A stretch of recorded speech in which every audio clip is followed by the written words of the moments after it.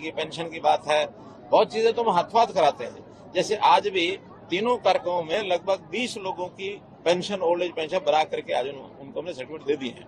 अभी तक बहुत लोगों की डेट ऑफ बर्थ ये वेरीफाइड नहीं थी, अभी हमने वेरीफाई करके और 80,000 लोगों की डेट ऑफ बर्थ वेरीफाई होने के बाद उनके सबके जो पेंशन है वो बन जाएंगे। तो पेंशन जितनी पहले थी उसमें और एक 80,000 नई जुड़ने जा रही है।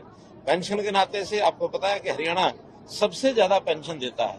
इसमें जहां लोगों को संतुष्टि है, लोगों को पेंशन टाइम से मिलती है, बैंकों में पहुंच जाती है, वहां कुछ शिकायतें भी मिल रही हैं। शिकायतें यहां तक मिल रही हैं कि आसपास पड़ोस के प्रदेश के जो लोग हैं, चाहे वो उत्तर प्रदेश के हों, चाहे वो पंजाब के हों, चाहे वो राजस्थान के हों, क्योंकि वहां पेंशन बहुत कम है।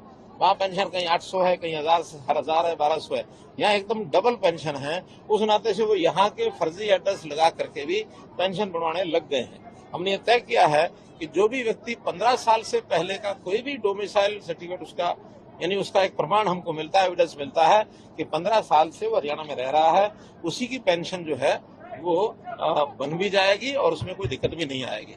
और इस नाते से चाहे हमारे फैमिली आईडी हो, चाहे पोर्टल हो, चाहे बाकी चीजें हो, जनता के लोग सब ये चाहते हैं कि ये सिस्टम बने रहने चाहिए इसको, क्योंकि हमारे कुछ पॉलिटिकल पार्टी के लोग ये भी कहते हैं कि हम आएंगे पोर्टल खत्म कर देंगे, हम आएंगे फैमिली आईडी खत्म कर देंगे। मैं उनका धन्यवाद करता हूँ कि वो इस प्रकार की भाषा अगर बोलते हैं तो जनता उनको अपने आप आड़े हाथों लेगी और जनता पोर्टल नहीं खत्म करने देगी, जनता उनको खत्म करेगी।